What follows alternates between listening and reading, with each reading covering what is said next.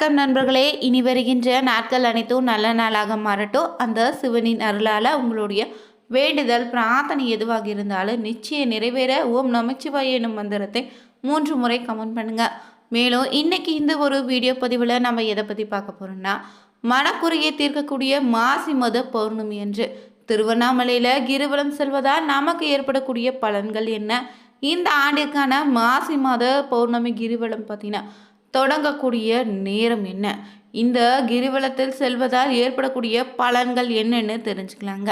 மேலும் சந்திர கிரகண நாளோடு இந்த திருவண்ணாமலையில் மாசி பௌர்ணமி வந்திருக்கு. இந்த நாளில் கிரிவலம் செல்லலாமா செல்லக்கூடாதா, பல்வேறு சந்தேகங்களுக்கு தெளிவான ஒரு பதிலை நம்ம இந்த வீடியோவில் பார்த்து தெரிஞ்சுக்கலாங்க. மேலும் நீங்கள் புதியவராக இருந்தீங்கன்னா மறக்காமல் சேனலை சப்ஸ்கிரைப் பண்ணிவிட்டு கூடவே இருக்க பெல் பட்டனை கிளிக் பண்ணிக்கோங்க. லைக் பண்ணுங்கள், ஷேர் பண்ணுங்கள், கமெண்ட் பண்ணுங்கள். தனிப்பட்ட முறையில் பார்த்தீங்கன்னா உங்கள் வாழ்க்கையில் தொடர்ந்து பிரச்சனையாக இருக்கா, கணவன் மனைவிக்கிடையே பார்த்தீங்கன்னா சண்டை சச்சரவு அதிகமாகிட்டே இருக்கா, இது ஜாதக ரீதியாக இருக்கக்கூடிய ஒரு பிரச்சனையாக கூட இருக்கலாங்க. அந்த பிரச்சனைக்கு சரியான ஒரு பரிகாரத்தை பார்த்தீங்கன்னா இந்த வீடியோவில் ஜோதிடருடைய நம்பர் கொடுத்துருக்கோம். அந்த நம்பருக்கு கால் பண்ணிங்கன்னா சிறந்த ஒரு பரிகாரத்தை நீங்கள் பெற்றுக்கலாம். வாங்க நண்பர்களே, வீடியோக்குள்ளே போகலாம். நினைத்தாலே முத்தி தரக்கூடிய தலம் தாங்க திருவண்ணாமலை தலம். திருவண்ணாமலை பார்த்தீங்கன்னா யுக யுகமாக நிலைத்து நிற்கக்கூடிய ஒரு திருத்தலமாக இருக்குங்க.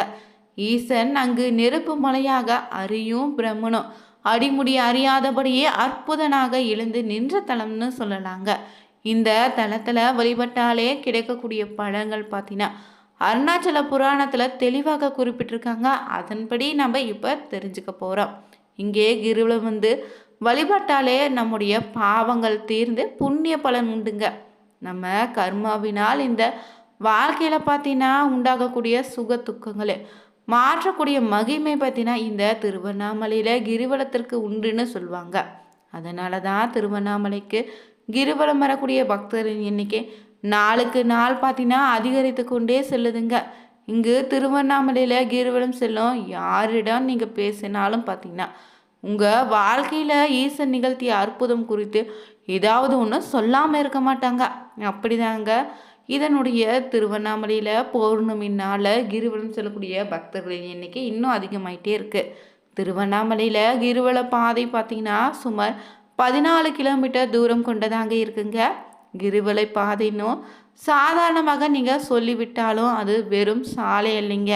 அஷ்டலிங்கங்கள், ஆதி அண்ணாமலை, நீர் அண்ணாமலை, சந்திர சூரிய லிங்கங்கள்னே 6 விநாயகர் கோவில்கள், 7 முருகன் கோவில்னே, வலது கையில் லிங்கம் ஏந்தி அருளக்கூடிய ஆதி காமாட்சின்னு மொத்தமாகவே பார்த்தீங்கன்னா 99 திருக்கோவில்கள் கொண்ட தெய்வீக பாதையை நீங்கள் கிரிவலம் செல்லலாம். இதன் வழியிலேயே பார்த்தீங்கன்னா எண்ணற்ற தீர்த்தங்களும் ஞானியர்கள் உடைய திருமணங்களும் இருக்குது. இதையும் தரிசிக்கலாங்க.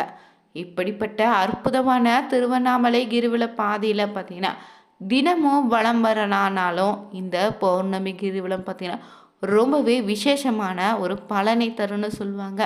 இங்கு திருவண்ணாமலை ஈசன் பார்த்தீங்கன்னா உமையம்மையோடு இணைந்து அர்த்தநாரீஸ்வரராக காட்சி கொடுத்த தலம். எனவே அம்பிகைக்கு உகந்த பௌர்ணமினால் நீங்கள் ஐயனுடைய திருவடியான மலையை வலம் வருவது மிகப்பெரிய புண்ணியத்தை ஏற்படுத்தி தரும். அதனால தான் திருவண்ணாமலை நடந்தே செல்ல வேண்டும், வாகனங்களில் செல்லக்கூடாதுன்னு சொல்லுவாங்க. மலையை தரிசித்தபடியே வலம் வரும்போது பார்த்தீங்கன்னா கிரிவல பாதையில் இடது பக்கமாகவே பயணிப்பது ரொம்ப நல்லதுங்க. சாதாரண நாட்களில் நடந்து வர முடியாதவங்க கூட வாகனங்களை கிரிவலம் வருவாங்க. ஆனால் பௌர்ணமினால் இது சாத்தியம் இல்லைங்க. ஏன்னா அங்கே இருக்கக்கூடிய பக்தர்களின் கூட்டம் அதிகமாக இருக்கும். இங்கு இறைவனை தியானித்தபடியே தான் அண்ணாமலைக்கு அரோகரான்னு நமச்சிவாயான்னு சொல்லிக்கொண்டு திருநாமங்களை மனதில் சொல்லியபடியே நடக்கணும். நீங்கள் எந்த இடத்திலும் அசுத்தம் செய்யாமல் நடந்துடுங்க. அதே போல் அடிமேல் அடி எடுத்து வைத்து ரொம்ப பொறுமையாக வலம் வருவது ரொம்ப நல்லது. மேலும் சித்தர்கள் பலரும் அரூபமாக நம்மோடு சேர்ந்து கிரிவலம் வருவாங்க. எனவே அவங்களுடைய சிவ தியானத்துக்கு தொந்தரவு செய்யாமல் குறுக்கு நெடுக்கும் செல்லாமல் பார்த்தீங்கன்னா ஒரே வழியாக தான் கிரிவலம் சென்று வழிபட வேண்டுங்க. அதை தரிசனம் செய்து வழிபட்டால் சகல நன்மைகளும் சேருன்னு சொல்லுவாங்க. மாசி பௌர்ணமி கிரிவலம் செல்வதால் நம்ம மனதில் இருக்கக்கூடிய மாசுக்களையும் பயங்களையும் நிச்சயம் நீக்குங்க. மக நட்சத்திரம் கேது கூறியதுங்க. மேலும் சிம்ம ராசியில் வரக்கூடிய நட்சத்திரமாகவும் அமைந்திருக்கு. சிம்மராசி சூரியனுக்கு உரியதுங்க. இந்த 2 கிரகங்களுமே ரொம்ப முக்கியமான கிரகங்களாக அமைய போகுது. கேது சாதகமில்லாத நிலையில சஞ்சாரத்தால வாழ்க்கையில முன்னேற்றம் இருக்காது. மனக்குறையும் மனபயமும் அதிகம் இருக்கும். அதன்படி கோச்சாரத்தின்படியும் நீங்க பார்க்கலாம், ஜாதகத்தின்படியும் பார்த்தீங்கன்னா ஜென்ம கேதுவை ராசில லக்னத்துல உடையவங்க போராட்டக்காரமான வாழ்க்கையை எதிர்கொள்ள வேண்டியதா இருக்கும். அப்படிப்பட்டவங்க கேது திசையில அவங்களுக்கு பொன்பொருள் விரயம் நலக்குறைவுன்னு ஏற்பட்டுட்டே இருக்குங்க. அதனால கேது தியானக்காரகன் இருப்பதாலையும் ஆன்மீக ரீதியாக மனதை செலுத்தக்கூடியவராக இருப்பதால குறிப்பாக சிவ வழிபாடு செய்தீங்கன்னா நல்ல அருள் உங்களுக்கு தருவார். குறிப்பாக இந்த மாசி பௌர்ணமியில் கிருவலம் வந்து வழிபட்டா உங்களுக்கு இருக்கக்கூடிய பாவங்கள் நிச்சயம் குறையும். கஷ்டங்கள் அனைத்தையும் நிவர்த்தியாகி வாழ்க்கையில் ஒரு நல்ல மாற்றம் உண்டாகும். சுப நிகழ்ச்சிகள் தேடி வருங்க. ஆரோக்கியம் மேம்படுங்க. குறிப்பாக சிம்மம் கன்னி கும்பராசிக்காரர்கள் இந்த பாசி பௌர்ணமி என்று கிருவலம் வந்தீங்கன்னா உங்களுக்கு இருக்கக்கூடிய அனைத்து விதமான துன்பங்களும் குறைந்து மிகப்பெரிய நன்மை உண்டுங்க. மாசி மாதத்திற்கான பௌர்ணமி கிரிவலம் பார்த்தீங்கன்னா இன்று மாலை 6:29 தொடங்கி நாளை மாலை 5:52 வரை நீடிக்க இருக்கு. திருவண்ணாமலையில் கிரிவலம் செல்ல லட்சக்கணக்கான பக்தர்கள் வருகை தந்த வண்ணமே இருக்காங்க. திருவண்ணாமலையில் மாசி மாதத்திற்கான பௌர்ணமி கிரிவலம் இன்று திங்கட்கிழமை மாலை தொடங்கி செவ்வாய்க்கிழமை மாலை நிறைவடைய இருக்குங்க. மேலும் இந்த மாசி மாத பௌர்ணமியொட்டியே திருவண்ணாமலையில் கிரிவலம் செல்ல லட்சக்கணக்கான பக்தர்கள் வருகை தருவாங்கன்னு எதிர்பார்க்கப்படுது. இதற்கிடையில் நாளை மாலை பார்த்தீங்கன்னா 3:20 தொடங்கி சந்திர கிரகணம் தொடங்கி இரவு 7:53 பார்த்தீங்கன்னா முடிவடைய இருக்கு. இந்த சந்திர கிரகணம் நிகழக்கூடிய நாளன்று பெரும்பாலான கோவில்கள் பார்த்தீங்கன்னா நடை அடைப்பது வழக்கங்க. ஆனால் திருவண்ணாமலை அருணாச்சலேஸ்வர் கோவிலில் சந்திர கிரகணத்தின் போது நடை அடைக்காமல் வழக்கம் போல பக்தர்கள் தரிசனத்திற்கு அனுமதிக்கப்படுவாங்கன்னு கோவில் நிர்வாகத்தின் சார்பாக தெரிவித்திருக்காங்க. இந்த சந்திர கிரகணம் முடியும் போதும் சூரிய கிரகணம் தொடங்கும் போதும் அருணாச்சலேஸ்வர் கோவிலில் தீர்த்தவாரி நடத்துவாங்க. அதன்படி நாளை பார்த்தீங்கன்னா மாலை 5:10 கிரகணம் முடியும் போதே கோவிலில் இருக்கக்கூடிய வளாகத்தில் அமைந்த பிரம்ம தீர்த்த குளத்தில் தீர்த்தவாரி நடைபெற இருக்குங்க. மேலும் மாசி மாத பௌர்ணமி கிரிவலம் இன்று மாலையே 6:29 தொடங்கி நாளை மாலை 5:22 வரை நீங்கள் கிரிவலம் செல்லலான்னு சொல்லப்பட்டு திருவண்ணாமலை தலம் பார்த்தீங்கன்னா நடுநாட்டு தலங்களில் முதன்மையாக இருக்குங்க. பஞ்சபூத தலங்களில் இது அக்னி தலம்னு சொல்லுவாங்க. நால்வராலுமே பாடப்பட்ட தலம் தாங்க இது. எங்கிருந்து நினைத்தாலும் நிச்சயம் உங்களுக்கு முக்தி உண்டு. இத்தலத்தில் தான் திருப்புகழ், கந்தர் அனுபூதி, திருவெம்பாவை, திருவம்மானே, அருணாச்சல அஷ்டகம் போன்ற புனித நூல்களும் பிறந்திருக்கு. கார்த்திகை தீபத்தின் மூலத்தலமாக அமைந்திருக்குங்க. ஆதார தலங்கள்ல இது மணிப்பூரக தலங்க. இத்தலம் மலையுச்சில ஏற்றக்கூடிய மகா தீபத்தால பார்த்தீங்கன்னா உலக புகழ்பெற்ற தலமாக இருக்கு. நகரத்தினுடைய மையத்துல மலையடிவாரத்திலிருந்து ஆலயம் பார்த்தீங்கன்னா 24 ஏக்கர் நிலப்பரப்புல பறந்து விரிந்திருக்குங்க.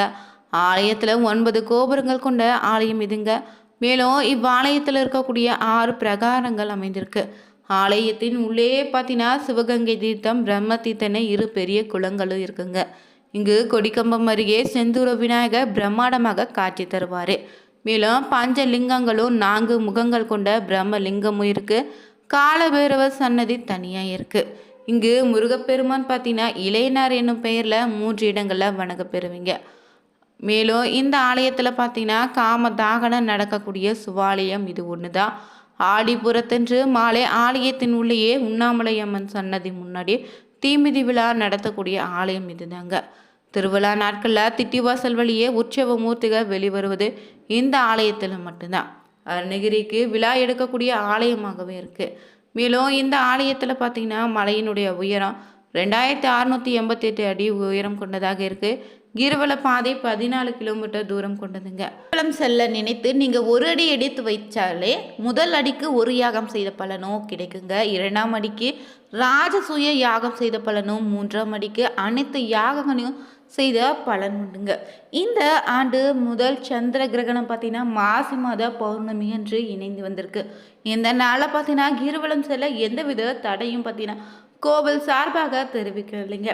அதனால் மனதார பார்த்தீங்கன்னா சிவனை வழிபடக்கூடிய பக்தர்கள் இந்த நாளில் தவறாமல் நீங்களும் மாசி பௌர்ணமி என்று கிரிவலம் சென்று உங்கள் மனதில் இருக்கக்கூடிய கவலைகள், கஷ்டங்கள் நீங்கள் அருணாச்சலேஸ்வரை தரிசித்துட்டு வாங்க.